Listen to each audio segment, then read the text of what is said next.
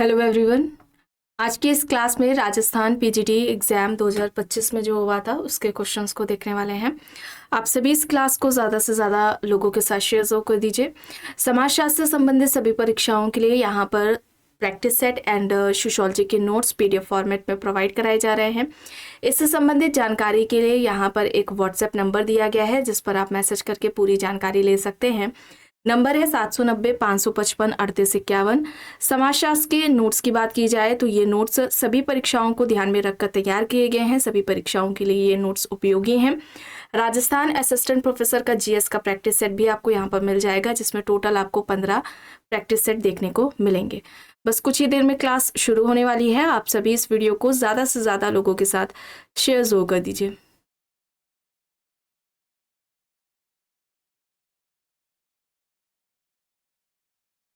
देखिए यहाँ तक हो गया था। चलिए यहाँ से शुरू करना है। प्रश्न है, निम्न में से इतिहास के विश्लेषण के लिए गौण अध्ययन का प्रयोग यानी कि सब आल्टर्न शब्द, ये जो अध्ययन है इसका प्रयोग किसने किया। यहाँ पर विकल्प में है योगेंद्र सिंह, आईपी देसाई, रंजीत गुहा, सुरजीत सिन्हा। यहाँ पर सही क्या होगा? सब आल्टर्न शब्द जो अध्ययन है इसका प्रयोग किसके द्वारा किया गया है? यहाँ पर सही होगा रंजीत गुहा। रंजीत गुहा होगा विकल्प सी। यहाँ पर विकल्प थर्ड यहाँ पर सही हो जाएगा। प्रश्न है, कौन सा समाजशास्त्र की जुड़वा बहन कहलाता है? सामाजिक मानव शास्त्र, राजनीति विज्ञान, अर्थशास्त्र, इतिहास। यहाँ पर ऑप्शंस हैं। इनमें से समाजशास्त्र की जुड़वा बहन किसे कहा जाता है?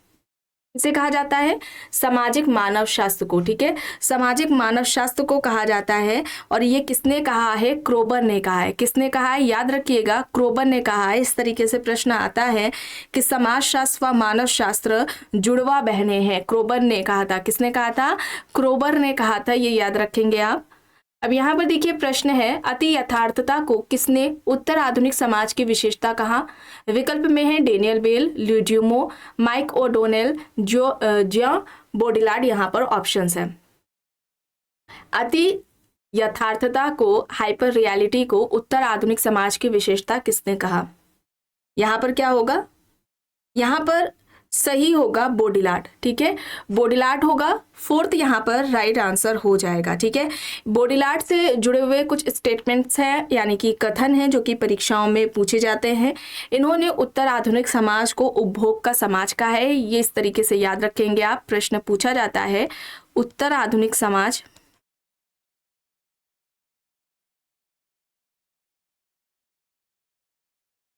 उपभोग समाज है, ये किसने कहा? इस तरीके से पूछा जाएगा प्रश्न कुछ। उत्तर आधुनिक समाज उपभोग समाज है, ये इस तरीके से प्रश्न इनका आता है। इसके अलावा इन्होंने कहा था कि ये जो उत्तर आधुनिक समाज है ये ना केवल उत्तर आधुनिक समाज उपभोग का समाज है, बल्कि इस उत्तर आधुनिक समाज की जो संरचना है और जो इस उत्तर आधुनिक समाज का जो सामाजिक स्त्रीकरण है ये भी उपभोग पर आधारित है। ठीक है, तो उत्तर आधुनिक समाज की संरचना यानी कि स्ट्रक्चर प्लस स्त्रीकरण, स्ट्रैटिफिकेशन, ये दोनों ही किस पर आधारित है? उपभोग पर आधारित है। और यहाँ पर इनका ये भी कहना था कि इस समाज में, इस उत्तर आधुनिक समाज में व्यक्ति कोई वस्तुओं का उपभोग नहीं करता है, बल्कि व्यक्ति संकेतों का उपभोग करता है, जिसको वे प्रतीकात्मक विनिमय का नाम देते हैं। ठीक है, प्रतीकात्मक विनिमय का नाम देते हैं, ये आप याद रखेंगे। यहाँ पर बोडिलार्ड सही है। प्रश्न है, लोक समाज व कृषक समाज की अवधारणा किसने प्रतिपादित की? M N. Srinivas, Yogendra Singh, Milton Singer, Robert Redfield. यहाँ पर ऑप्शन है। लोक समाज व कृषक समाज की अवधारणा किसके द्वारा दी गई है? किसने दी है? यहाँ पर सही क्या होगा? यहाँ पर सही होगा रॉबर्ट रेडफील्ड। ठीक है, रॉबर्ट रेडफील्ड फोर्थ यहाँ पर राइट आंसर हो जाएगा। इससे संबंधित इनकी पुस्तक है पीजेंट सोसाइटी एंड कल्चर। 1956 में, 1956 में ये पुस्तक आती है। याद रखेंगे आप। पीजन सोसाइटी एंड कल्चर, ये रॉबर्ट रेडफील्ड की पुस्तक है। इसी पुस्तक में इन्होंने कृषक समाज की अवधारणा दी थी। ठीक है, कृषक समाज को इन्होंने क्या कहा था? कृषक समाज क्या है? एक अवशिष्ट समाज है। और इसके अलावा लोक समाज, कृषक समाज के अलावा इनकी जो अवधारणाएं हैं इसमें आ जाएगा लघु समुदाय, लिटिल कम्युनिटी वाला। ठीक है, लघु समुदाय की अवधारणा इनके द्वारा दी गई है। लघु समुदाय के अलावा लघु परंपरा व दीर्घ परंपरा का कॉन्सेप्ट इनके द्वारा दिया गया है, या हम कहें वृहद परंपरा।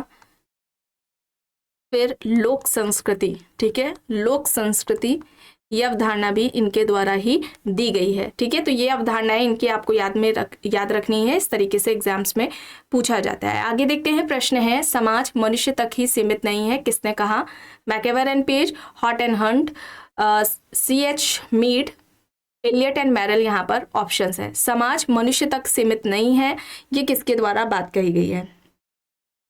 यहाँ पर मैकेवर एंड पेज होगा। ठीक है, इस तरीके से प्रश्न मैकेवर के पूछे जाते हैं परीक्षाओं में, जैसे कि समिति समुदाय नहीं है बल्कि समुदाय के अंतर्गत संगठन है। याद रखेंगे आप, समिति समुदाय नहीं है, समुदाय के अंदर संगठन है। समिति समुदाय नहीं है बल्कि समुदाय के अंदर संगठन है, और हम समिति के सदस्य नहीं होते, या व्यक्ति समिति का सदस्य, इस तरीके से पूछा जाता है। हम समिति के सदस्य, हम समिति के सदस्य होते हैं, संस्थाओं के नहीं होते। ठीक है, समिति के तो मेंबर्स होंगे ही। समिति क्या है? मूर्त होती है। ठीक है, निश्चित उद्देश्यों को प्राप्त करने के लिए इसका गठन किया जाता है, अस्थायी प्रकृति होती है। हम समिति के सदस्य होते हैं, संस्थाओं के नहीं। ठीक है, संस्थाओं के नहीं, ये इस तरीके से प्रश्न पूछा जाता है। ठीक है, तो इसे याद रखेंगे। आगे देखते हैं, प्रश्न है इनमें से कौन सा कथन गलत है? तो देखिए, पहला है यहाँ पर समाजशास्त्र मानव समाज की आधारभूत विशेषताओं का अध्ययन करता है। समाजशास्त्र व्यक्ति के सभी प्रकार के व्यवहारों का अध्ययन करता है। समाजशास्त्र व्यक्ति के सामाजिक व्यवहार का अध्ययन करता है। समाजशास्त्र समाज में व्याप्त समान नियमों का अध्ययन करता है। तो कौन सा गलत है ये यहाँ पर बताना है।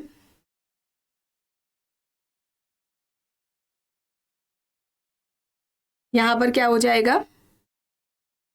यहाँ पर समाजशास्त्र व्यक्ति के सभी प्रकार के व्यवहारों का अध्ययन करता है, ये गलत हो जाएगा। ठीक है, समाजशास्त्र मानव समाज की विशेषताओं का अध्ययन करता है। विशेषताओं में सामाजिक संरचना, संस्था, समूह, इनका अध्ययन आ जाएगा। ठीक है, अगर हम बात करें नियमों का अध्ययन करता है तो जो मूल्य मानदंड पाए जाते हैं इसका अध्ययन आ जाएगा इसमें। ठीक है, चलिए आगे देखते हैं। प्रश्न है निम्न में से कौन सी समुदाय की विशेषता नहीं है? स्थानीयता, हम की भावना, समान जीवन, ऐच्छिक सदस्यता। तो यहाँ पर देखिए, ऐच्छिक सदस्यता नहीं होगी। ठीक है, ऐच्छिक सदस्यता नहीं होगी बल्कि अनिवार्य सदस्यता होती है समुदाय की। ठीक है, अनिवार्य सदस्यता होती है समुदाय की। ऐच्छिक सदस्यता किसकी है? समिति की विशेषता है। ठीक है, ऐच्छिक सदस्यता किसमें? समिति में देखने को मिलता है। यहाँ पर समुदाय की विशेषता में क्या हो जाएगा? अनिवार्य सदस्यता हो जाएगी। इसके अलावा विशिष्ट नाम होता है एक समुदाय का, निश्चित भूभाग होता है। ठीक है, निश्चित भूभाग होती है, ये इसकी विशेषता है। यहाँ पर निश्चित भूभाग होती है, विशिष्ट नाम होती है, अनिवार्य सदस्यता होती है, स्थायी प्रकृति होती है। ये सभी विशेषताएं हैं, देख लीजिए, इन्हें इस तरीके से पूछा जाता है। ठीक है, इसके अलावा आत्मनिर्भरता की भावना भी पाई जाती है इसमें, समुदाय में आत्मनिर्भरता की भावना भी पाई जाती है। ठीक है, सामान्य जीवन होता है, व्यक्तियों का समूह है, व्यक्तियों का समूह है, तो ये मूर्त हो जाएगा। ठीक है, इस तरीके से विशेषताओं से जुड़े हुए प्रश्न आते हैं। आगे देखते हैं, प्रश्न है समुदाय कुछ अंशों में हम की भावना वाला सामाजिक समूह है और एक निश्चित क्षेत्र में रहता है, यह किसने परिभाषित किया? समुदाय को इस तरीके से किसने परिभाषित किया है? यहाँ पर मैकेवर, जिन्सबर्ग, बोगार्डस, डेविस यहाँ पर ऑप्शंस हैं। समुदाय कुछ अंशों में हम की भावना वाला सामाजिक समूह है जो कि एक निश्चित क्षेत्र में रहता है। यहाँ पर बोगाडस होगा। ठीक है, बोगाडस की इस परिभाषा में समुदाय को दो मूलभूत तत्वों के आधार पर परिभाषित किया है। ठीक है, पहला क्या है, पहला क्या हो जाएगा, निश्चित क्षेत्र। ठीक है, निश्चित क्षेत्र है। और जो दूसरा तत्व है महत्वपूर्ण, वो यहाँ पर उन्होंने बात की है हम की भावना की। ठीक है, तो इस तरीके से जो कहते हैं कि जिन्हें परिभाषाएं नहीं याद होती हैं तो वे परिभाषाओं में कीवर्ड्स को निकालें। ठीक है, परिभाषा किससे रिलेटेड है, समुदाय, समिति, समाज किससे रिलेटेड है, उसे ध्यान में रखते हुए जो कीवर्ड है, ठीक है, उसे आप ध्यान में रखें। शॉर्ट हो जाएगा आपका ये इस तरीके से। ठीक है, तो ये निश्चित क्षेत्र की बात करते हैं और हम की भावना के आधार पर ये समुदाय को बोगाडस परिभाषित करते हैं। आगे देखते हैं, प्रश्न है निम्नलिखित में से कौन सी जनजातीय समुदाय की विशिष्ट विशेषता नहीं है। राजनीतिक संगठन, सामान्य भूभाग, बहिर्विवाह, सामान्य संस्कृति। जनजातीय समुदाय, ट्राइबल कम्युनिटी, इस पर भी क्लास हो चुकी है। बताएं यहाँ पर सही क्या होगा। सही यहाँ पर बहिर्विवाह ये नहीं है। ठीक है, जनजातीय जो समाज है, ट्राइबल कम्युनिटी है, ट्राइबल सोसाइटी है, ठीक है, उसकी एक विशेषता यहाँ पर बहिर्विवाह नहीं देखने को मिलता है, ये अंतर्विवाहीय समूह है, अंतर्विवाहीय समूह है जनजातीय समूह। ठीक है, ये याद रखेंगे। इसके अलावा इसमें समान भाषा देखने को मिलती है, ये एक विशेषता हो जाएगी। समान भाषा, युवा गृह पाया जाता है इसमें। ठीक है, युवा गृह किस जनजाति का कौन सा युवा गृह, इस तरीके से नाम आता है। एक विशिष्ट नाम होता है जनजाति का, ये इसकी विशेषता हो जाएगी। ठीक है, तो इस तरीके से याद रखेंगे आप। आगे देखते हैं, प्रश्न है द रिमेंबर्ड विलेज पुस्तक किसने लिखी। M N. Srinivas, Yogendra Singh, S C. Dube, K L. Sharma. यहाँ पर ऑप्शंस हैं। द रिमेंबर्ड विलेज किसकी हो जाएगी, द रिमेंबर्ड विलेज किसकी है, एम.एन. श्रीनिवास की है, यहाँ पर फर्स्ट हो जाएगा। ठीक है, यहाँ पर फर्स्ट राइट आंसर हो जाएगा। अब इनकी कुछ इंपॉर्टेंट जो बुक्स हैं उन्हें भी देख लेते हैं। सबसे पहले religion and society among the crooks of south India, ये है। ठीक है, ये एक इनकी बुक हो जाएगी। इसके अलावा दूसरी है इंडियास विलेज करके है।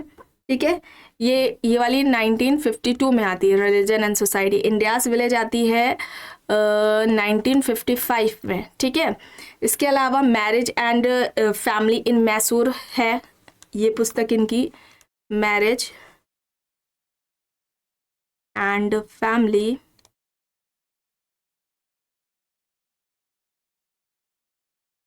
मैसूर है। Social change in modern India, social change in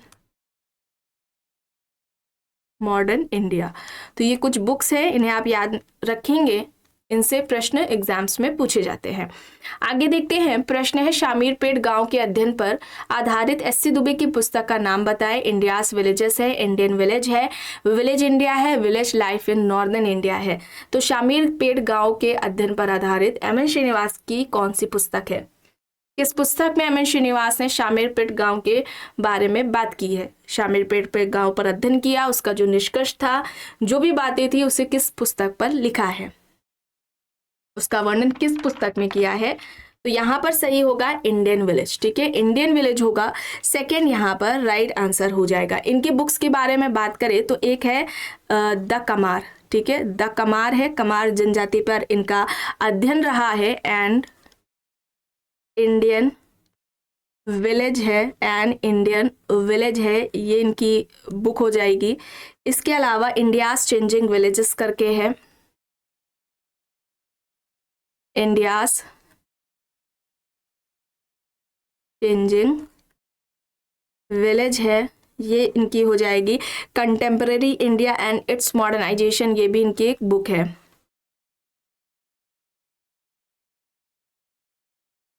contemporary India and its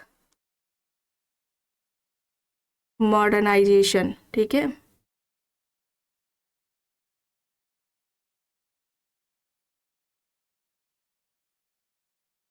modernisation, ठीक है। इंडियन सोसाइटीज भी है।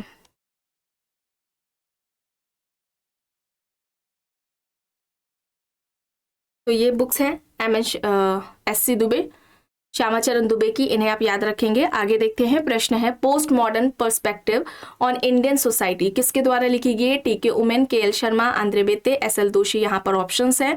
Post modern perspective on Indian society, ये पुस्तक किसकी है? ये पुस्तक हो जाएगी एस.एल. दोषी की, ठीक है। एस.एल. दोषी की हो जाएगी फोर्थ, यहाँ पर राइट आंसर हो जाएगा। और ये कब प्रकाशित होती है? 2008 में, ठीक है। 2008 में ये पुस्तक प्रकाशित होती है। अब यहाँ पर देखिए, लोनली क्राउड पुस्तक के लेखक कौन है? सभी जानते हैं, कई बार आपको क्लासेस में बताया गया है।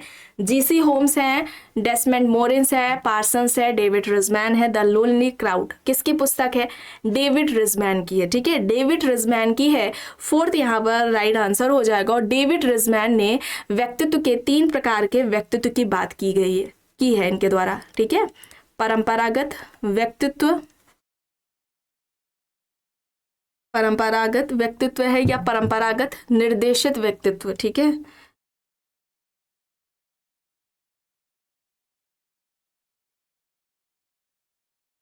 परंपरागत निर्देशित व्यक्तित्व, आंतरिक निर्देशित व्यक्तित्व और अन्य निर्देशित व्यक्तित्व, ठीक है।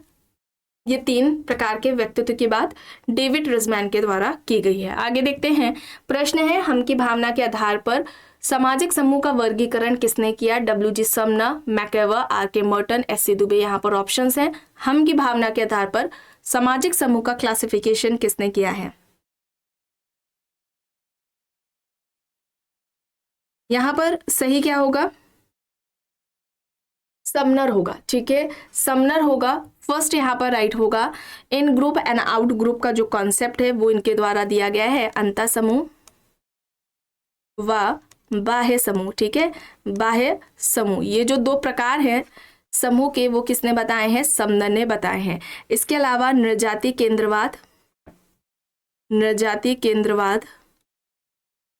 केंद्रवाद का कॉन्सेप्ट इनके द्वारा दिया गया है। संस्था के विकास की या संस्था की अवधारणा भी समनर ने दी हुई है। अब यहाँ पर देखिए, प्रश्न है निम्न में से कौन संदर्भ समूह से संबंधित है? R K. Merton, Kingsley Davis, A W. Green, C H. Cooley. यहाँ पर ऑप्शन है। संदर्भ समूह से संबंधित कौन है? देखिए, संदर्भ समूह की बात की जाए तो यहाँ पर सही होगा रॉबर्ट किंग मर्टन होगा। सबसे पहले सर्वप्रथम संदर्भ समूह की बात किसने की है? सर्वप्रथम संदर्भ समूह, तो यहाँ पर हाइमन का नाम आएगा, ठीक है। हाइमन का नाम आएगा। समाजशास्त्र में पूछा जाए, ठीक है, समाजशास्त्र में सर्वप्रथम, तब यहाँ पर मर्टन का नाम आता है, रॉबर्ट किंग मर्टन का नाम आता है। और इन्होंने संदर्भ समूह के निर्माण के जो आधार बताए हैं, ठीक है, निर्माण के जो इन्होंने आधार बताए हैं वो 2 हैं। एक तो आकांक्षा है, ठीक है, एक आकांक्षा है और दूसरा सापेक्षिक वंचना है। आकांक्षा है और दूसरा क्या है? सापेक्षिक वंचना है। ये 2 आधार हैं संदर्भ समूह के निर्माण के, ठीक है।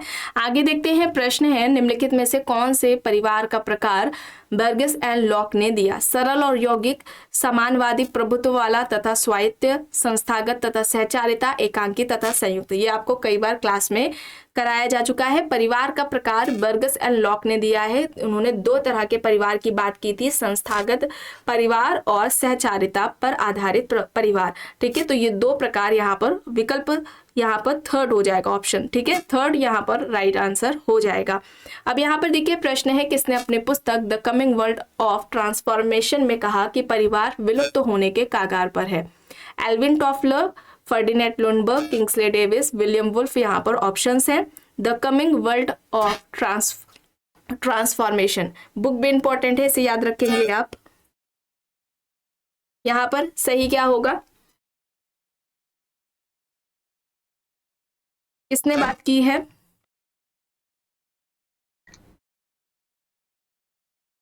भूमिका सौदेबाजी की अवधारणा किसने दी है, बताएं।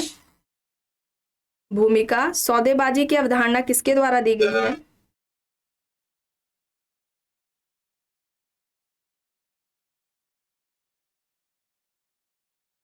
आपको बताया जा चुका है भूमिका सौदेबाजी की अवधारणा, ये भी प्रश्न आता है। यहाँ पर क्या होगा, फर्डिनेंड लुंगबर्ग होगा। ठीक है, सेकंड यहाँ पर राइट आंसर हो जाएगा, सेकंड यहाँ पर राइट आंसर है। भूमिका सौदेबाजी की अवधारणा किसके द्वारा दी गई है, ये आपको कमेंट बॉक्स में बताना है। अब यहाँ पर प्रश्न देखिए, किसने समता की चेतना, सामाजिक अंतरक्रिया, सामाजिक संगठन को सामाजिक समूह की विशेषताओं के रूप में पहचाना? विकल्प है गिडेंस, रॉबर्ट बियरस्टेड, जिन्सबर्ग। देखिए इस तरीके से प्रश्न आता है कि इनमें से किसने सामाजिक समूह की विशेषताएं, समता की चेतना, सामाजिक अंतरक्रिया या सामाजिक संगठन को बताया, या यह है किसका, ये पहले बताइए। यह है किसका, रॉबर्ट बियरस्टेड का। याद आ रहा है, the social order, the social order 1970 में इनकी पुस्तक आती है द सोशल ऑर्डर। इन्होंने सामाजिक समूह की ये 3 विशेषताएं बताई। प्रश्न इस तरीके से भी पूछा जाता है कि रॉबर्ट बियरस्टेड ने सामाजिक समूह की इनमें से किस विशेषता की बात उनके द्वारा नहीं की गई है, इस तरीके से भी आता है। और सामाजिक समूह की इन विशेषताओं के आधार पर रॉबर्ट बियरस्टेड ने कितने तरह के, कितने प्रकार के सामाजिक समूह के प्रकार बताया ना, कितने प्रकार के सामाजिक समूह बताए हैं रॉबर्ट बियरस्टेड ने। तो ध्यान रखिएगा, ये 3 विशेषताएं सामाजिक समूह की रॉबर्ट बियरस्टेड ने बताई है, और इन विशेषताओं के आधार पर ही इन्होंने 4 प्रकार के सामाजिक समूह की बात की है। पहला तो सांख्यिकीय समूह है,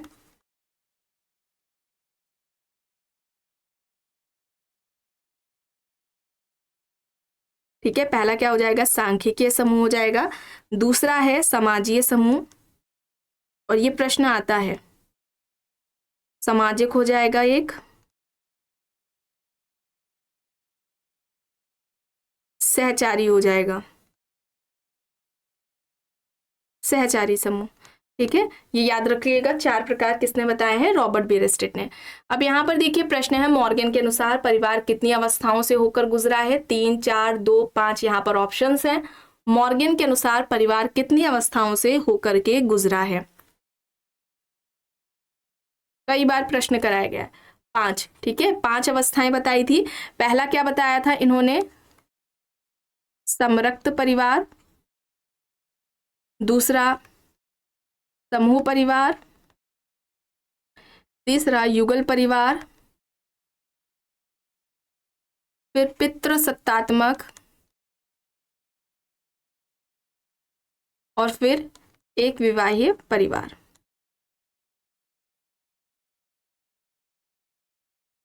और ये सही क्रम है इसका परिवार का, और इस सही क्रम में आपको याद भी करना है, सही क्रम में लगाने को भी आता है। ठीक है, समरक्त परिवार, समूह परिवार, युगल परिवार और पितृसत्तात्मक, फिर इसके बाद एक विवाहित परिवार। आगे देखते हैं, प्रश्न है, एनिज्म का सिद्धांत किसने प्रतिपादित किया है? Durkheim, Max Muller, Tylor, Frazer, यहाँ पर ऑप्शंस हैं। सही यहाँ पर क्या होगा, सही यहाँ पर क्या होगा, टाइलर होगा। ठीक है, टाइलर होगा, यहाँ पर टाइलर राइट आंसर हो जाएगा। इनकी जो एक पुस्तक है प्रिमिटिव कल्चर, प्रिमिटिव कल्चर है, जो कि 1871 में आती है, 1871 में आती है। इस पुस्तक में धर्म की उत्पत्ति का आत्मावाद का सिद्धांत दिया था। याद आ रहा है, धर्म की उत्पत्ति का आत्मावाद का सिद्धांत। ठीक है, धर्म की उत्पत्ति की आत्मावाद का सिद्धांत ये किसके द्वारा दिया गया है? टाइलर के द्वारा दिया गया है। इंपॉर्टेंट है, याद रखिएगा। मैक्स मूलर है, इन्होंने प्रकृतिवाद का सिद्धांत दिया था। प्रकृतिवाद, धर्म की उत्पत्ति का प्रकृतिवाद का सिद्धांत मैक्स मूलर के द्वारा दिया गया था। और दुर्खीम ने इन सभी, दुर्खीम से पहले जितने भी धर्म की उत्पत्ति का सिद्धांत दिया था उन सभी का खंडन करते हुए दुर्खीम ने धर्म की उत्पत्ति का सामाजिक सिद्धांत दिया था। ठीक है, दुर्खीम ने धर्म की उत्पत्ति का, धर्म का सामाजिक सिद्धांत, और इसका धर्म का, ठीक है, धर्म का जो प्रारंभिक स्वरूप है वो किसे बताया था? टोटेमवाद को। टोटेमवाद को बताया था। ये आता है, या डायरेक्टली पूछ लिया जाएगा टोटेमवाद का कॉन्सेप्ट किसका है, तो ध्यान रखिएगा धर्म का प्रारंभिक जो स्वरूप है वो टोटेमवाद को बताया दुर्खीम ने, और सभी का खंडन करते दुर्खीम ने धर्म की उत्पत्ति का सामाजिक सिद्धांत दिया था। ठीक है, ये याद रखेंगे आप। ठीक है, आत्मा में विश्वास होने से धर्म की उत्पत्ति हुई है, ये टाइलर का कहना था। आत्मावाद का सिद्धांत टाइलर के द्वारा दिया गया है। अब यहाँ पे देखिए हिंदू व्यू ऑफ लाइफ किसकी है, हिंदू व्यू ऑफ लाइफ किसकी है, एस राधाकृष्णन, आर के Mukherjee, DP Mukherjee, A R Desai, यहाँ पर विकल्प है। हिंदू व्यू ऑफ लाइफ किसकी हो जाएगी, और ये कब आती है हिंदू व्यू ऑफ लाइफ, 1927 में, 1927 में प्रकाशित होती है। ये एस राधाकृष्णन की है। ठीक है, एस राधाकृष्णन की इस पुस्तक में हिंदू धर्म का जो दार्शनिक और आध्यात्मिक दृष्टिकोण है उसके बारे में इन्होंने बात की है। ठीक है, यहाँ पर राधाकृष्णन होगा। प्रश्न है निम्नलिखित में से कौन सा बहिर्विवाह का स्वरूप नहीं है, श्रेणी बहिर्विवाह, पिंड बहिर्विवाह, गोत्र बहिर्विवाह, ग्राम बहिर्विवाह यहाँ पर है। बहिर्विवाह का स्वरूप नहीं है ये पूछा जा रहा है, तो यहाँ पर मेरे हिसाब से श्रेणी बहिर्विवाह होना चाहिए, यहाँ पर फर्स्ट है। ठीक है, फर्स्ट यहाँ पर राइट होगा। प्रश्न है निम्न में से कौन सा विवाह का उद्देश्य नहीं है, यौन संतुष्टि, प्रजनन, बच्चों का पालन पोषण, संन्यास, यहाँ पर ऑप्शन है। विवाह का उद्देश्य नहीं है पूछा जा रहा है, तो यहाँ पर संन्यास हो जाएगा। ठीक है, संन्यास विवाह का उद्देश्य नहीं है। ठीक है, फोर्थ यहाँ पर राइट आंसर होगा। प्रश्न है PCMA 2006 की किस धारा के तहत बाल विवाह करवाना एक संज्ञेय और गैर जमानती अपराध है, धारा बताना है कौन सी धारा के तहत है ये, यहाँ पर धारा 11 होगी। ठीक है, धारा 11 होगी, सेक्शन 11 यहाँ पर थर्ड होगा सही। आखिरी प्रश्न है the family in the Hindu family in its urban setting किसकी है, the Hindu family in its urban setting, I Karve, A Ross, IP Desai, Kingsley Davis यहाँ पर ऑप्शन है। और ये कब आती है, 1961 में आती है ये पुस्तक। ठीक है, इंपॉर्टेंट है, कई बार पूछी गई है। यहाँ पर सही होगा AD रॉस, यहाँ पर सेकंड राइट आंसर हो जाएगा। और इन्होंने शहरी मध्यम व उच्च वर्गीय जो हिंदू परिवार है, ठीक है, शहरी मध्यम व उच्च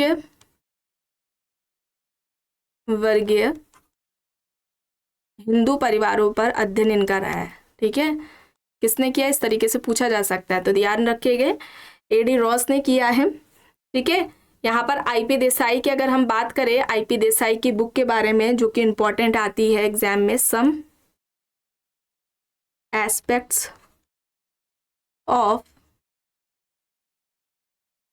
family in Mahua.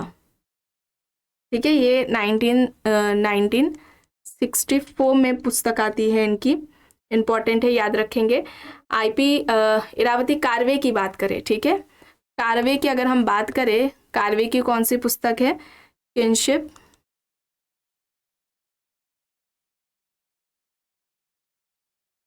Organisation in India,